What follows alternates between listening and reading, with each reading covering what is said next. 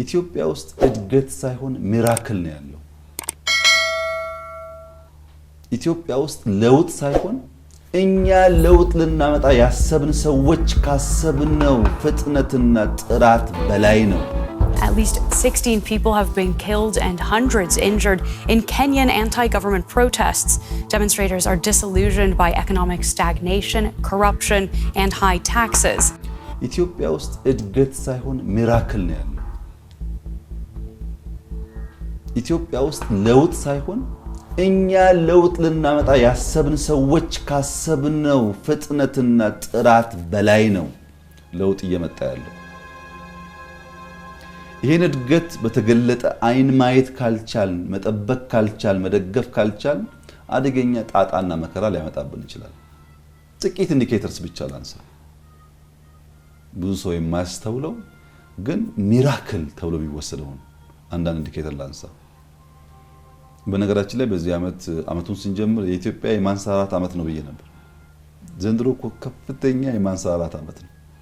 ዘንድሮን 4፣ 5፣ 10 አመት ከደገመች ኢትዮጵያ አበቃ፣ መከራው አበቃ።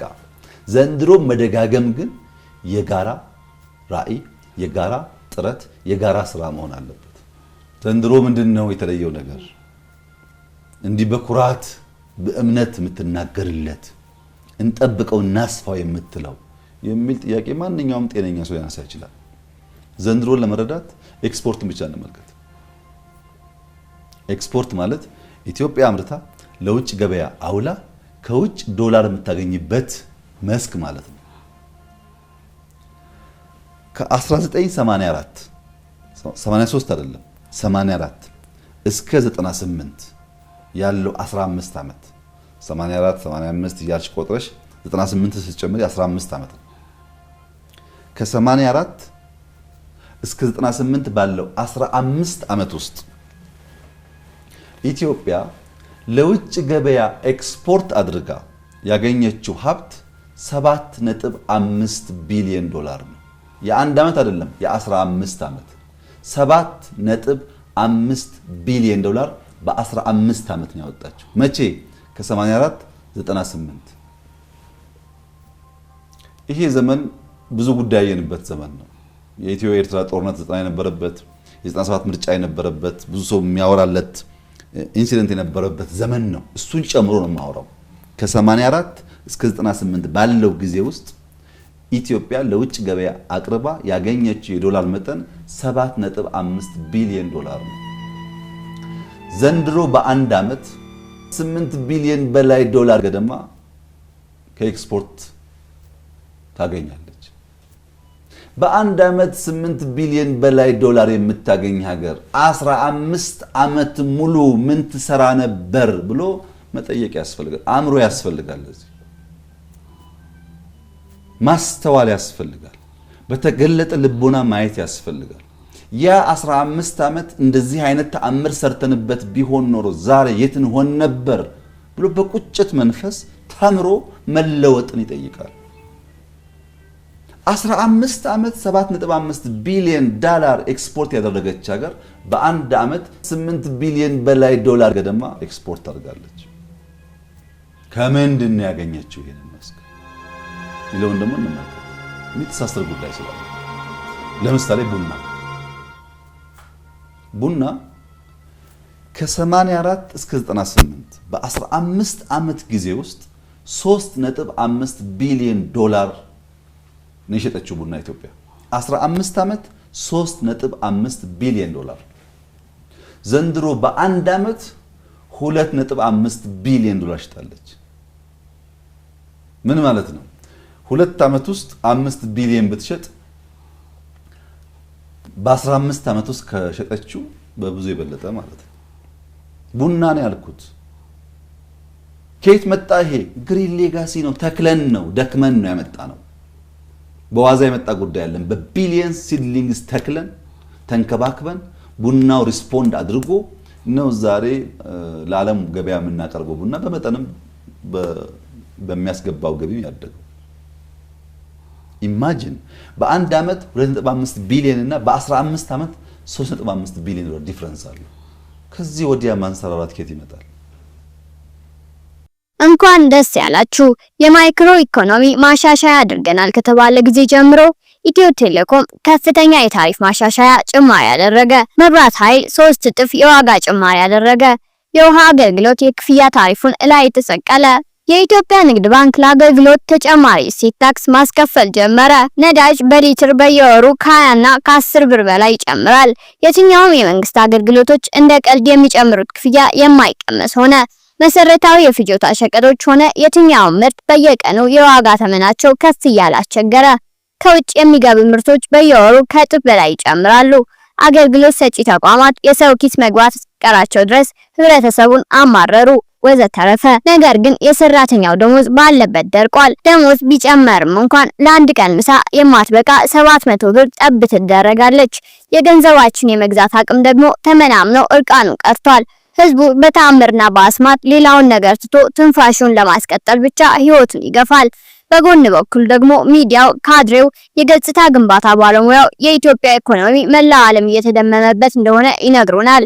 አስፋልት፣ መብራት፣ ዘንባባ በባዶ ሆዳቸው እያያችሁ ተደመሙ ይሉናል። የኢኮኖሚ እድገት ማለት በየቀኑ የሚጨምር የዋጋ ንረት እንደሆነ አስበው ነው መሰለኝ የሸቀጦች የአገልግሎት ዋጋ በጨመረ ቁጥር የኢኮኖሚ እድገቱን ቁጥር እየጨመሩ በመንግስታቸው ተደመሙ። ሰላም ጤና ይስጥልን የሚዲያችን ተከታታዮች፣ ይህ ኢትዮ አዲስ ዴይሊ ነው። ሰሞኑን በጎረቤት ሀገር ኬንያ መንግስት ላይ ከፍተኛ ተቃውሞ ተነስቷል። የዚህም መነሻ አዲሱ ረቂቅ የፋይናንስ መጽደቁን መነሻ በማድረግ ሲሆን አዲሱ ረቂቅ ህግ ምን ይዟል? ረቂቅ ህጉ የኬንያ የ2024 እና የ2025 በጀት አካል ሲሆን መንግስት ገቢውን ለመጨመር በተለያዩ ምርቶችና አገልግሎቶች ላይ ቀረጥና ታሪፍ መጨመርን የያዘ ነበር።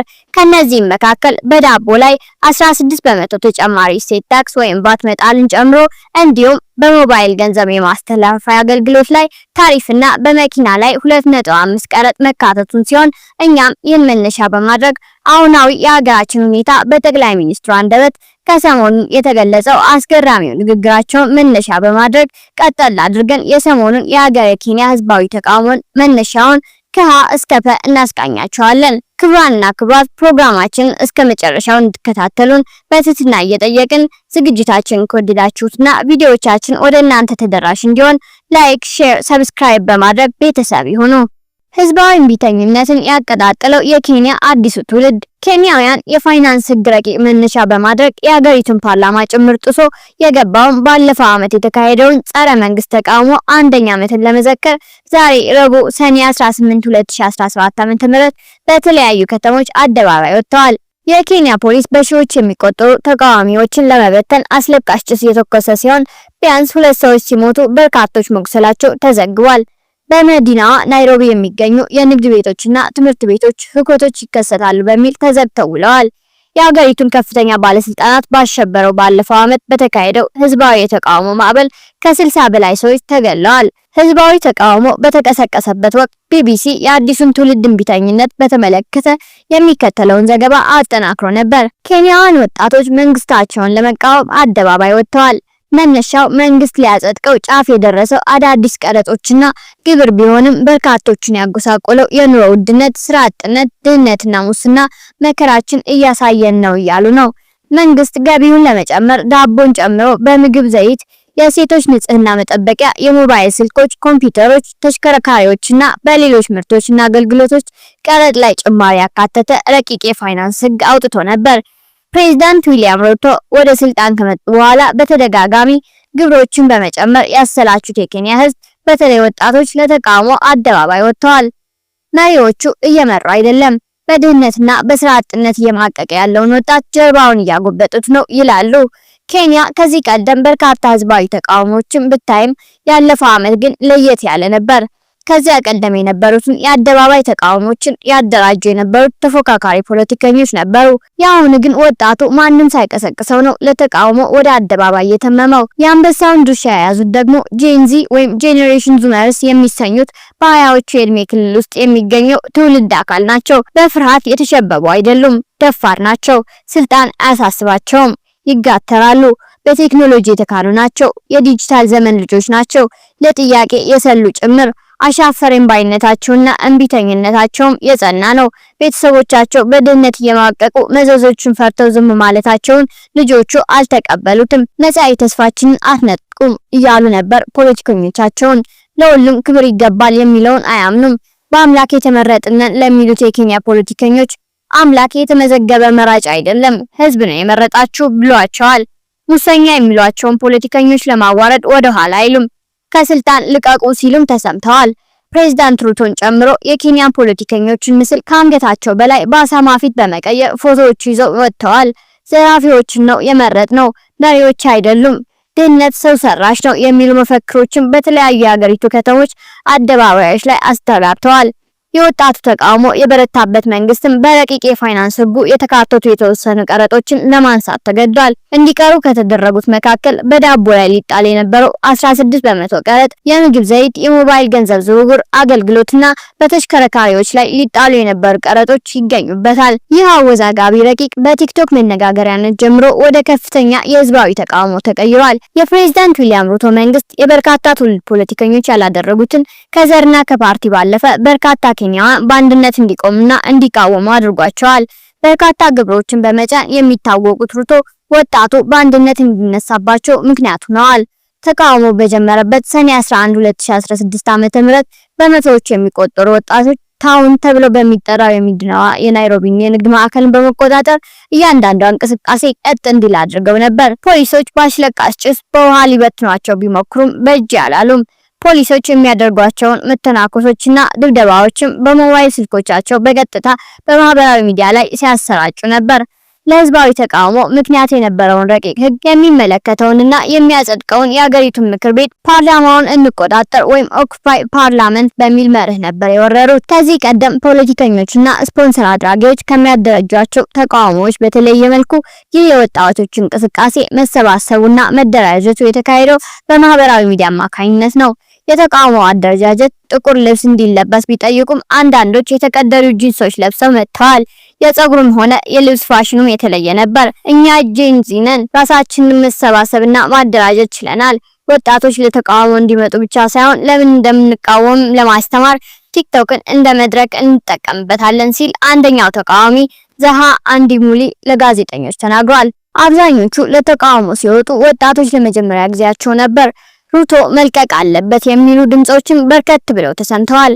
እኔ ለምወዳት ሀገሬ እገዛላታለሁ፣ ወላጆቼ ደክመዋል፣ አሁን ይህንን ማድረግ አይችሉም፣ የኔ ተራ ነው ሲል የ24 ዓመቱ የዩኒቨርሲቲ ተማሪ ኬን ማክሊያያ ተናግሯል። የኬንያ የፓርላማ አባላት ረቂቁን እንዳያጸድቁት ጫና ለማሳረፍና የተቃዋሚዎችን ለማሰባሰብ በማህበራዊ ሚዲያዎች ላይ ኦኩፓይ ፓርላመንትና ሪጀክት ፋይናንስ ቢል 2024 የሚሉ ሃሽታጎችን ተጠቅመዋል። ይህ የመጀመሪያ ሰልፌ ነው፣ የመጨረሻዬ እንደሚሆን ተስፋ አደርጋለሁ፣ ከዚህ በኋላ ነገሮች እንደሚለወጡ ተስፋ አደርጋለሁ ስትል ናሲሪያና ካሱራ የተሰኘች ተቃዋሚ ተናግራለች። ሰልፈኞቹ ወደ ሀገሪቱ ፓርላማ ደርሰው ለመክበብ ያደረጉት ጥረት በፖሊስ ውሃ መርጨት ቢደናቀፍም መንፈሳቸው እንደጠነከረ ነበር። በዚያች ዕለት ከ200 በላይ ወጣቶች የታሰሩ ሲሆን ጠበቆች በፖሊስ ጣቢያዎች ተገኝተው የተወሰኑትን አስፈትተዋል። አንዳንዶቹም በፖሊስ መኪኖች አንሳፈርም እያሉ ሲያንገራገሩ ታይተዋል። በአደባባይ ተቃውሞ ላይ ያልተገኙት ደግሞ በማህበራዊ ሚዲያዎች ላይ መልእክቶችን፣ ፎቶዎችን፣ ቪዲዮዎችን በማጋራት ለትግሉ አጋርነታቸውን አሳይተዋል። ተቃውሞው ግልጽ ያለ አመራር ስለሌለው ፖሊስ ኢላማ የሚያደርጋቸውን አካላትን ለመለየት ተቸግሯል።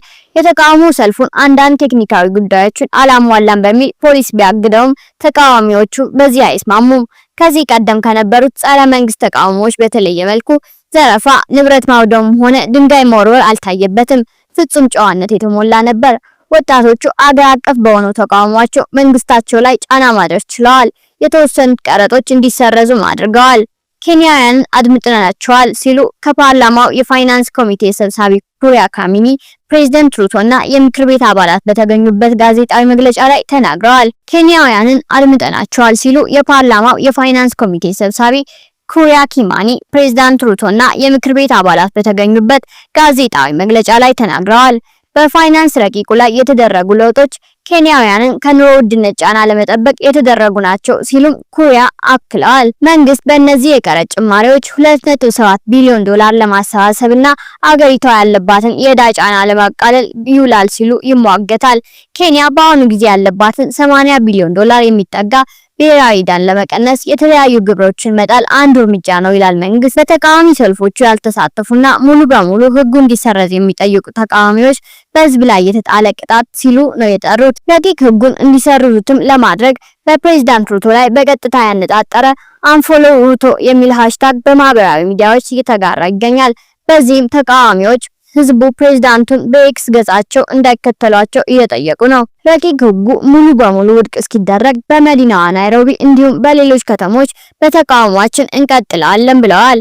ረቂቅ ህጉን በበርካታ ማህበራዊ ሚዲያዎች ላይ ከማጋራት በተጨማሪ የፓርላማ አባላት ላይም ጫና ለማድረስ ተሞክሯል። የምክር ቤት አባላቱ ይህንን ህግ ውድቅ እንዲሆን ድምጻቸውን እንዲሰጡ ለማድረግም ኤስኤምኤስ ዩኤምፒ ለፓርላማ ተወካዮቻችሁ መልእክት ላኩ በሚል ከስልክ ቁጥሮቻቸው ጋር ተጋርቷል። ስቴፈን ሙሌ የተሰኙት የፓርላማ አባል ለሀገር ውስጥ መገናኛ ብዙሃን እንደተናገሩት ረቂቅ ህጉን ውድቅ እንዲያደርጉት የሚጠይቁ 30,000 መልእክቶች በስልካቸው ደርሷቸዋል።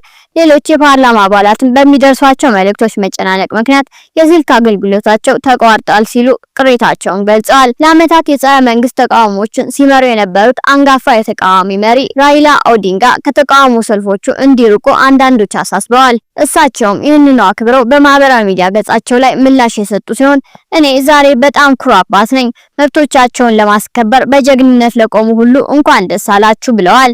ረቂቅ የፋይናንስ ህጉ ምን ይዟል? ረቂቅ ህጉ የኬንያ የ2024 እና 25 በጀት አካል ሲሆን መንግስት ገቢውን ለመጨመር በተለያዩ ምርቶችና አገልግሎቶች ላይ ቀረጥና ታሪፍ መጨመርን የያዘ ነበር። ከነዚህም መካከል በዳቦ ላይ 16 በመቶ ተጨማሪ እሴት ታክስ ወይም ቫት መጣልን ጨምሮ እንዲሁም በሞባይል ገንዘብ ማስተላለፊያ አገልግሎት ላይ ታሪፍና በመኪና ላይ 2.5 ቀረጥ ተካተውበት ነበር። ረቂቅ ህጉ ለአካባቢ ጎጂ ናቸው ተብለው በሚታሰቡ እንደ ማሸጊያ፣ ፕላስቲክ እና ጎማ ያሉ ምርቶች ላይ ኢኮታክስ እንዲጣል ሀሳብ አቅርበዋል። በዚህም እንደ ህጻናት ዳይፐር፣ የሴቶች ንጽህና መጠበቂያዎች፣ ኮምፒውተሮችና ሞባይል ስልኮች ላይ ቀረጥ ይጥላል ነበር። በአንዳንድ የፋይናንስ አገልግሎቶች እንዲሁም በውጭ ምንዛሬ ግብይቶች ላይ 16 በመቶ ባት ለመጣል አቅዶ ነበር። ከነዚህም ውስጥ በዳቦ ላይ ሊጣል የነበረው 16 በመቶ ቀረጥ፣ የምግብ ዘይት፣ በፋይናንስ አገልግሎትና በተሽከርካሪዎች ላይ ሊጣሉ የነበሩ ቀረጦች እንዲሰረዙ ተደርጓል። በተጨማሪም እንደ ህጻናት ዳይፐር፣ የሴቶች የንጽህና መጠበቂያዎች፣ ኮምፒውተሮች፣ ሞባይል ስልኮች፣ በመኪና ጎማዎችና በሞተር ሳይክሎች ላይ ሊጣል የታሰበው ቀረጥ ከረቂቁ እንዲወጣ ተደርጎ ነበር።